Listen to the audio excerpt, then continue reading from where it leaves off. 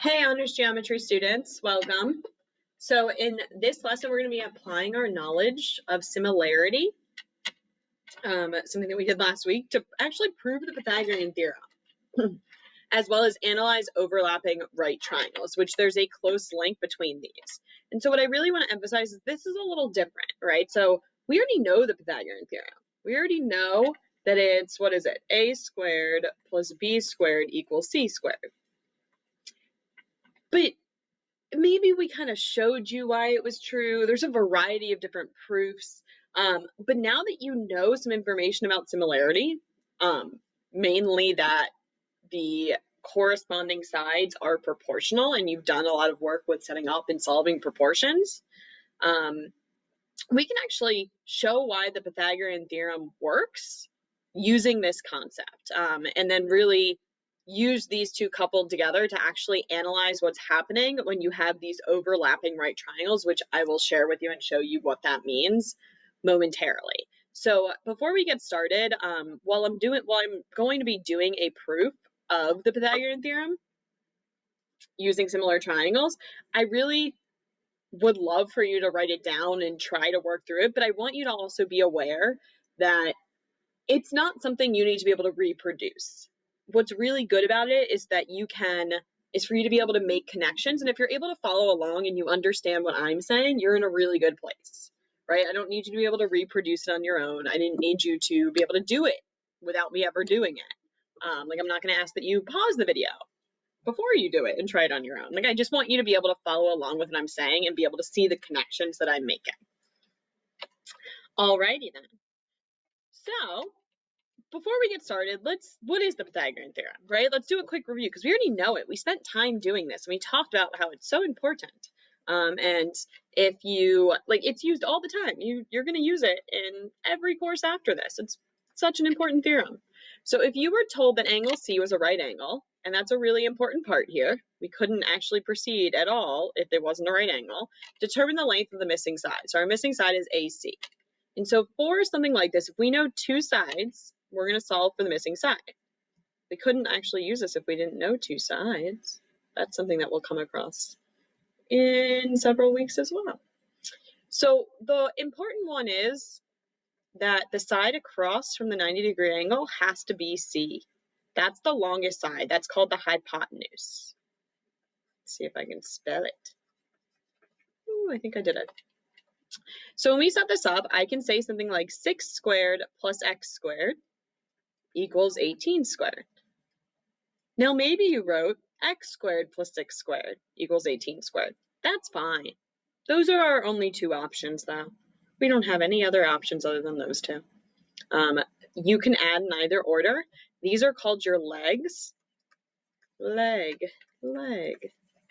And it does not matter which one you want to call A and which one you want to call B. The only one that's not interchangeable with any of the others is C. So let's go ahead and actually use our algebra now. So 36 plus x squared equals, what is that, 289?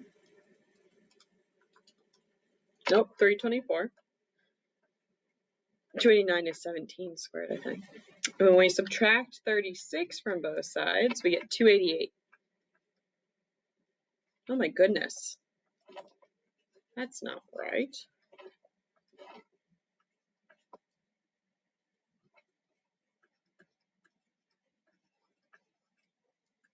And this is x squared, so we're going to go ahead and take the square root because we don't want the square, we want the length, we want the side length. Whoa. Having some trouble. And so when we do the square root, if we do it in our calculator, we're going to get a decimal because it's not a rational number. So I got about 16.971. That dot work? Okay. Right? If you would like to leave it as the square root of 288, I'm all about that. That's an exact answer. Okay, and so that's the length of this side right here.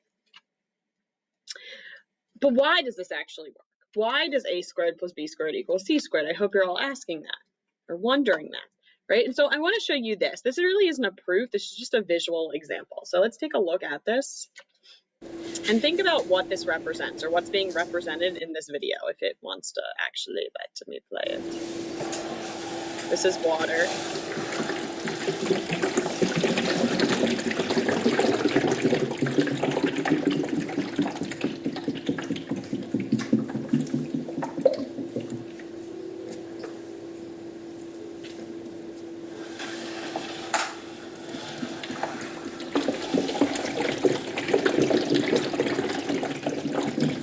There's no sound, so if you're like, I don't hear anything, it's okay. Pause. So what's happening? Here's a right triangle. This side length is A. This side length is what we know as B. This side length is what we know as C. If I switch A and B, that's fine. This right here is a square. Well, by definition, a square has equal sides, right? So all of these are A. All of these are B. All of these are C.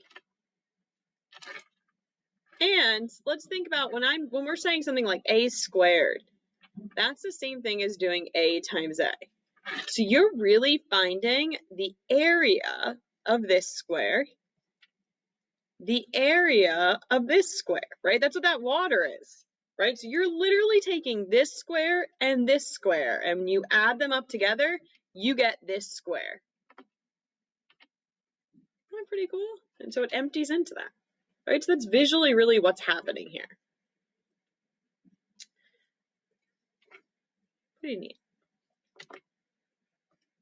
Oh, sorry. All right. I just answered that. So let's go ahead and do a proof of this Pythagorean theorem. Let's do a formal proof, not just, now we know why it works, but let's actually do a proof. So I'm going to actually just go ahead and, very sorry about this, I'm going to open a new page here that's a little bit easier for me to write like this. And again, this is where I really want you to be able to follow along and understand the skills behind it, but you don't need to be able to do this on your own. Oh, I don't like that. Why did it turn? There you go. So this is a right triangle. And what I'm going to do is I'm going to drop this is called an altitude. It's a height. And so that's also going to be perpendicular to this side. I'm going to go ahead and call this A, this B, and this C. So that means that this side length from A all the way to B is side length C. This side length is little a. Notice it's across from it. And this side length is little b. Now we know that the Pythagorean theorem is a squared plus b squared equals c squared. We know this. We know that it's a squared plus b squared equals c squared. But how do we actually come up with that? So here, I want you to take a moment. There's actually 3 right triangles. Do you see them? I'm going to actually call this point right here, this where that intersects, where the altitude or the height hits AB. I'm going to call that point D just for now so we can talk about it. And then I'm going to call this little distance, I'm going to call this X, and I'm going to call this Y. And I'm going to call this height, I'll just call it H, just so we can talk about it. So right here, I have this triangle ADC, and I have this triangle CDB, and then I have the really big one, ACB. So I have these 3 right triangles, okay? And actually, all of these triangles are similar. So if you can kind of see this, I'm just going to call this, it's not actually 30 degrees, but I'm going to call it 30 degrees. All triangles add to 180 degrees, right? Triangle sum theorem. And we looked at why that works. So that would mean that this right here would be 60. If I focus in on this little one right here, or this medium-sized triangle, this would also be 60. That means that this would be 30, right? 60 and 30, that gives me 90. That gives me that right angle. So you can see that I actually have angles, like all of them are 30, 60, 90 right triangles. I didn't have to pick 30 and 60. I could have picked like 20 and 70 or whatever fun numbers I wanted. I could have just marked them off with colors. Sometimes I do that, right? And I could have said, that's my blue angle, and this is my purple angle. And so then this would also be my purple angle. And this would also be my blue angle, right? That's another way to think about it. And then you have your right angle. So what I'm going to do with these three right triangles, we know that they're similar. They have corresponding angles are congruent. So that means that corresponding sides, ooh, I shared this with you guys last week, are proportional. So I should be able to set up proportions. So I'm going to go ahead, and I find this difficult to look at. That's me. So I'm going to go ahead and I want to draw all three triangles, not drawn to scale, but as nicely as I can. I'll go big, medium, small.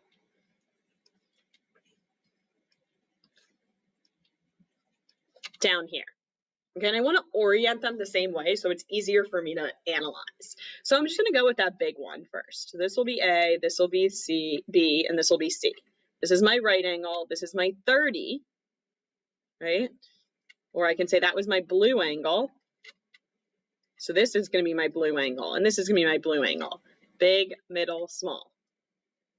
So let's label these then. So if I look at this middle one, this one right here, my right angle happens at point D. My blue angle in this middle one is right here at B. And then my other angle, my purple angle, the 60, is over here at C. And let's do this little one. The right angle for this little one is over here, so that's at point D. The blue angle is at point C, and the other one, the 60-degree angle, that purple one, is at point A. Okay, and then I'm going to write this stuff in. So I've got this I called B, this I called, did I have something on AB? This was C, CB was A, CD I called that H, CB, this is A. That's interesting. It's the hypotenuse on this one, but a leg over here. Very interesting. And then DB, I have a Y. AD, I have an X. DC, I have an H. And AC, I have a B. Amazing. So now I'm not even going to worry about this up here. So my first step was to really draw those triangles separately. Now that I have that, I'm going to set up some proportions. I want to compare the big one. I'll call this 1, I'll call this 2, and I'll call this 3. So I'm going to start by comparing 1 and 3. Okay? So when I go and I set this up, what letter repeats? A. So this is really what I want to focus in on. I want to use those. So I know that this A corresponds to this Y. So I'm going to say A over Y equals to, this A corresponds with this C. So it's going to equal to C over A.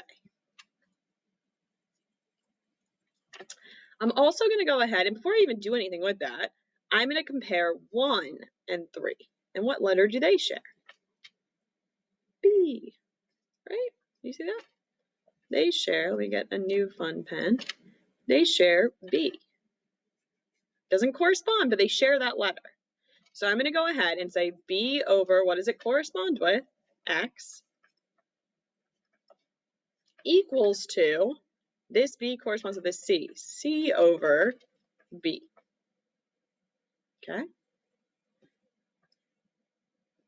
I'm going to now use what I know about cross multiplying to get rid of this fraction. So A times A gives me A squared equals CY.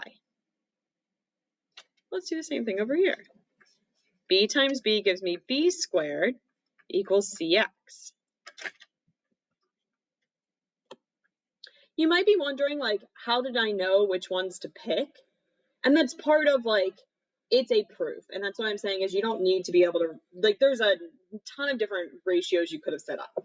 My goal was to look for something that repeated, and I wanted to compare it with the big one because the big one's the one that has A, B, and C. That's how I knew that. And then what I'm going to actually do with these is I'm going to go ahead and rewrite them.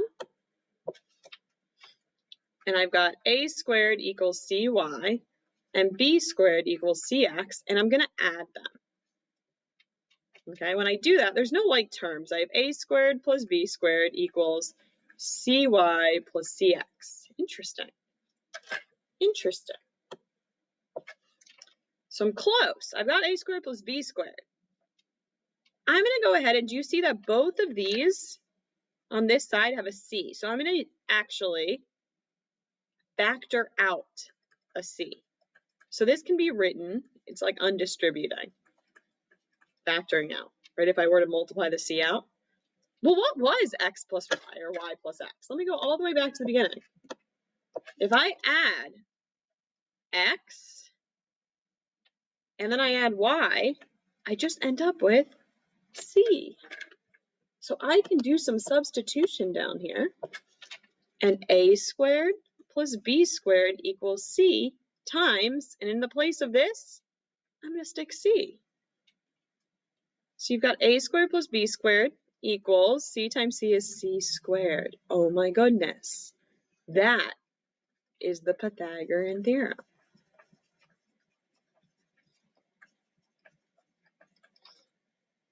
Crazy, right? So what we did was we used our knowledge of similar triangles. These three triangles that were all jammed into here. We drew them separately, but we oriented them the same way. And that's a really important skill, to be able to draw them separately so that you can set up these ratios. And then I told you which ratios to set up, but we used proportions to actually prove why the Pythagorean theorem works.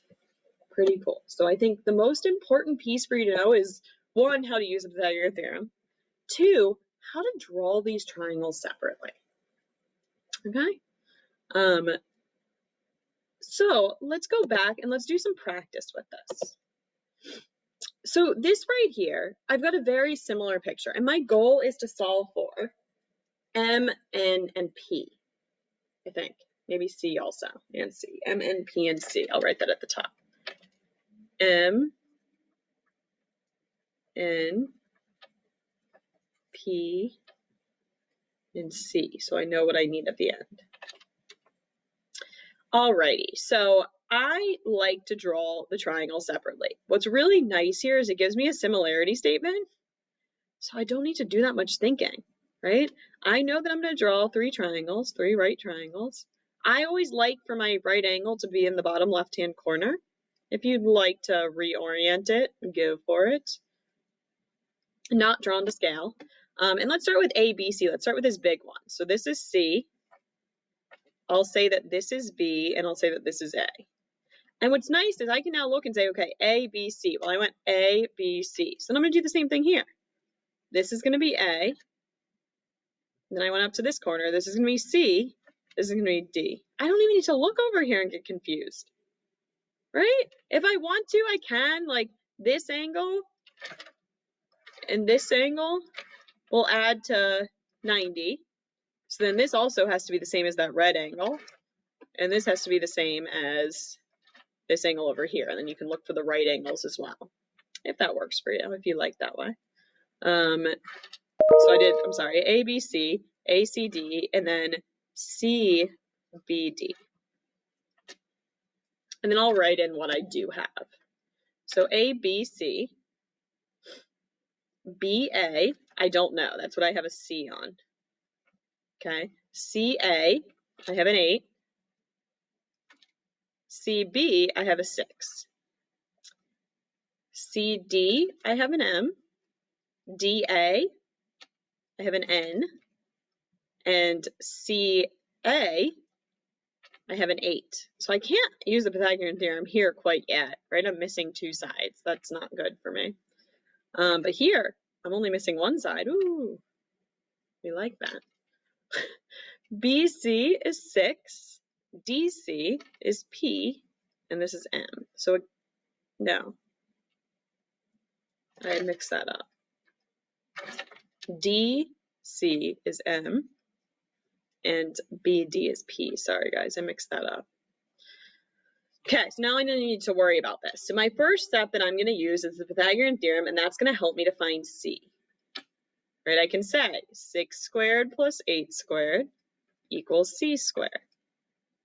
36 plus 64 equals to C squared. That's 100. When I go and I take the square root, I get that C equals 10. Amazing. So I've got now C. Okay. So I'll go ahead and I'll actually write that here.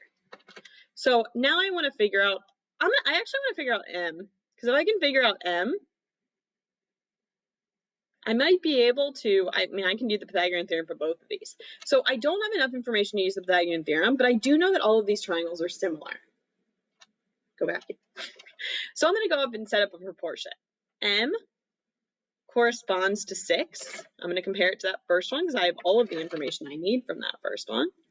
And C corresponds to 8.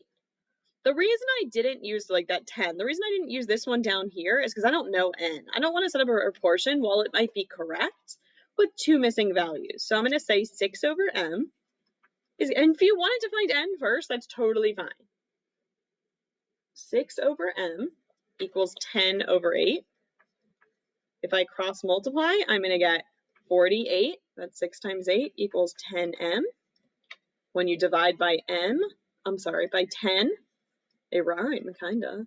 4.8 equals m. So now I've got 4.8. So I have some options here. I can use the Pythagorean theorem, right? I could set up another proportion. Doesn't matter if I want to get m, n, or p next. In fact, n and p just add to c, so I really only need one of them. I like using proportions, so I'm going to go ahead and, I'm going to use proportions.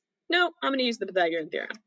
I'm going to say 4.8 squared, I'm going to do it on this one, plus n squared equals to 8 squared, because 8 is across from the 90-degree angle. So 4.8 squared, that might not be one you can do in your head, is 23.04 plus n squared equals 64. When you subtract 64 minus 23.04, you get 40.96. So you get n squared equals 40.96. And my last step would be to square root that, and I get 6.4. That works out nicely. So I have C, don't I? That was 10. So I realistically could just right now do 10 and subtract n, minus 6.4. I don't know why I just used a calculator for that. 3.6, it's okay.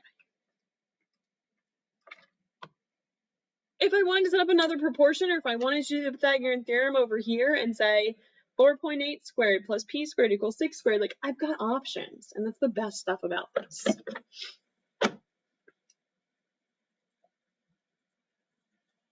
All right, let's do another one. So in this one here, you can kind of see that there's a lot, there's like 6 triangles, but these right now, like if it says that it was a reflection, and that word reflection indicates rigid transformation.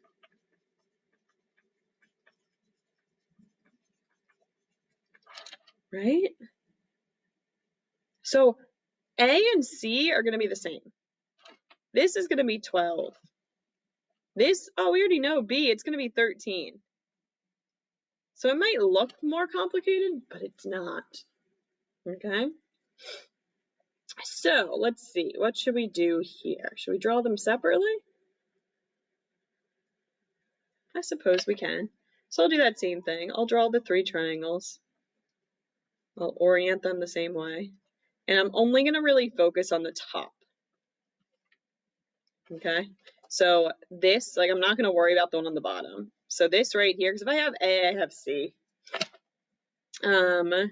This right here, this angle is the same as this angle. And then this angle is the same as this angle. So I'm going to do the big triangle first. So the big triangle has C is the right angle. And then I'll put A and B here. So A, B, C, A, B, C. So then this would be A, C, D. Is that right? Is D where the right angle is? Oh, it is. And then C, B, D. And then I'll write in the information I do have. I don't have a ton. I know that AC is A. This is also A. I know that CD is 12. CD is 12. 12. And I know that CB is 13.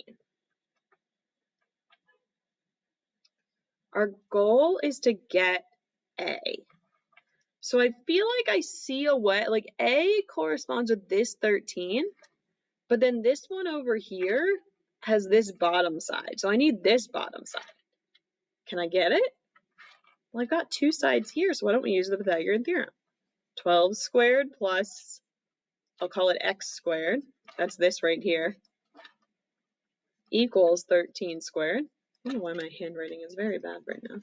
144 plus x squared equals 169.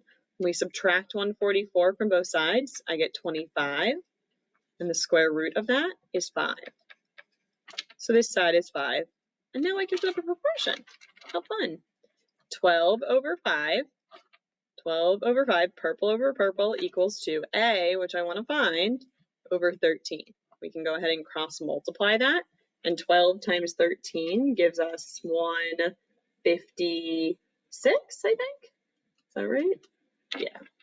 156 equals 5A. When I divide by 5, oops, it's 31.2 equals A. So that's also C, right? So then we've got B, and we got A and C. Right? Not terrible. The big one is draw those triangles separate. So these right here, what I would really like for you to do is I want you to take a moment or take some time and try these. And in fact, I'm not going to go over them right now, number 3 and 4. But these are problems that we're going to be using in class. And so if you have them done and you have them done on paper, it's going to benefit you a lot because then you can check them over. You can ask questions. And so number 3 is really asking you to write ratios. And you might have more than just one thing here. And so you might want to see like, okay, what else is it equal to? What else, like, right? Like maybe you're going to have 3 things here. Actually, not a terrible idea. For number 4, for A, B, and C, I would encourage you to draw the triangle separately, but you don't need to, right? If you're able to come up with it like without, make sure you're showing your work. But if you're able to come up with the solutions without drawing them, that's totally fine, okay?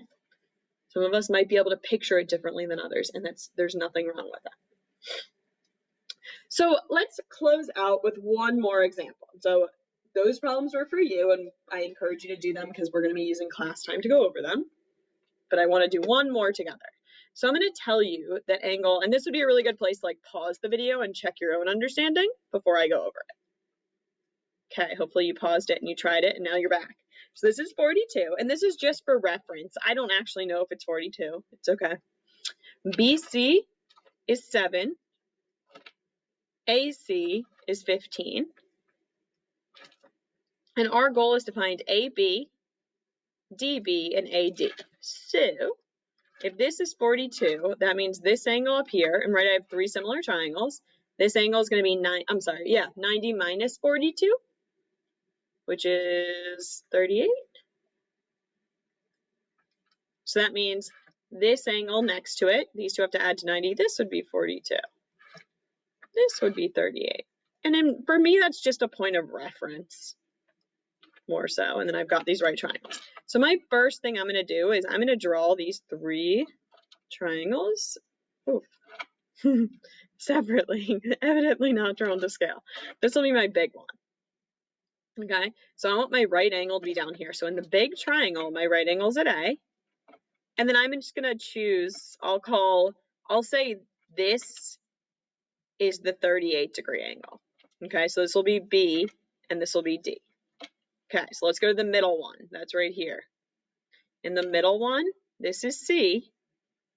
This is my 38-degree angle.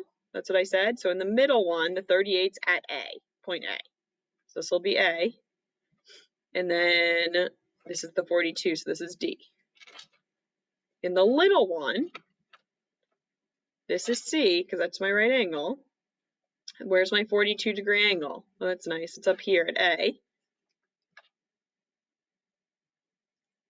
Oh, I messed up, guys. It wasn't 42. That was supposed to be my 38. My 38 is at B, right? These are all my 38s. It's all my purple angles. And then this would be my 42, which is A. Okay, so let's then write in what we do have. Where's that 15 and that's 7? 15 is along AC. So this is 15. This is 15. And then 7 is along BC. 7. Oof, there's not much I can do. I can figure out AB, can't I? I can figure out this one because I can just use the Pythagorean theorem. I've got two sides. So I can say 7 squared plus 15 squared equals C squared. So that's 49 and 225 equals C squared. 49 plus 225 gives me 274. And then when I take the square root of that, I get a not so nice number. I get a 16.553. Or I would not hate if we all left it as the square root of 274. But that's okay. You don't have to. I'm going to encourage it. So now I actually have the length of AB, right, which is also down here, the square root of 274. I'm going to leave it like that because we might be squaring it. So the next one up here is it's telling me to find DB. Do I have enough information for that? I think I might. Check this out. I want this one. That corresponds with AB. The other side that I have now is, oh my goodness, look at that. So I can do green over green, 7 over the square root of 274 times green over green equals, or no, I'm sorry, equals to green, the square root of 274, I'm sorry, that's pink, isn't it? Over dB, which I don't know. These two are on the same triangle.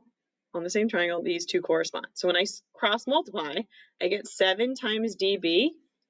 Sorry, I wrote that in the opposite order than I said it. The square root of 274 times the square root of 274 is just 274. They cancel out. That's why I left it. And then I'll go ahead and divide it by 7. So 274 divided by 7. I get a not so nice number for that either. I get that this is 39.143.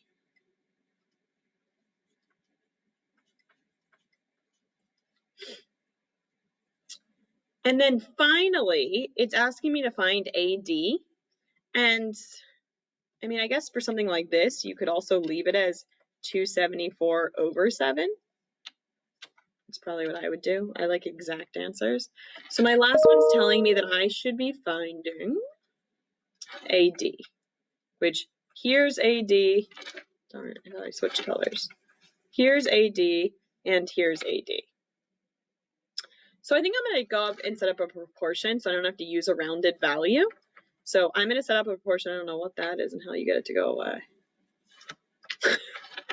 Amazing. Can I just click? Oh no, oh no.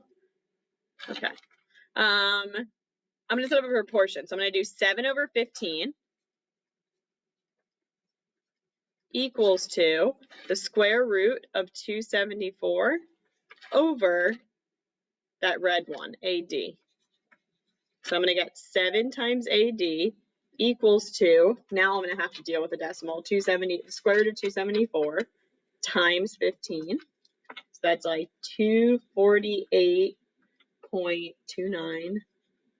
And then I'll divide it by 7. If you didn't have a calculator, you could just leave something like 15 times the square root of 274 divided by 7. And I know we don't love that, but that's actually sometimes nicer. That's a unsimplified answer. That's an exact answer. If you do have a calculator, you're going to get something like 35.471 for this last one. Maybe make your work less messy than mine.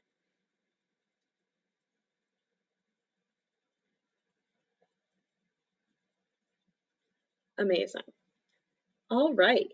So you guys have a task with this. You have a homework assignment, but then also just I suggested to do those problems you have access to this, so you don't have to like pause the video and see those problems on the video, but do them because we're going to use class time to go over them. And if you've tried them and you know what your questions are ahead of time, you are like golden. So in this lesson, we did a proof of the Pythagorean theorem, super cool in my opinion, using triangle similarity. And again, you don't have to be able to reproduce that proof, but it is of value to know where things come from and to make those connections. And then we actually applied some of this thinking to analyze some overlapping right triangles that are similar to each other. So make sure that you get your homework assignment done, as well as try those problems, and come to class ready to ask questions and engage with this, and we will see you soon.